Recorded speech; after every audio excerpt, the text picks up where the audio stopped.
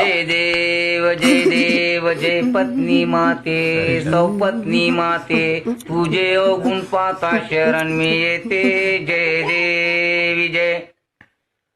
ननदेराले पाण्यात तू पायते सासू सासऱ्याले उपाशी ठेवते एकत्र कुटुंब नजरेत खुपते सारा दोष आपल्या नवऱ्याला देते जय देवी जय काही कारण नसताना गाल तुझे फुकते 8 दिवस तू रुसून बसते असले नसले गुण बाहेर काढते घरातल्या लोकांना परेशान करते जय देवी जय उठली सुटली का शहरात तू जाते कॅबरे डान्सर सारख्या भुवया कापते वर्षातून 12 साड्या तू घेते नवरा तुझा फाटक्या लुंगीवर फिरते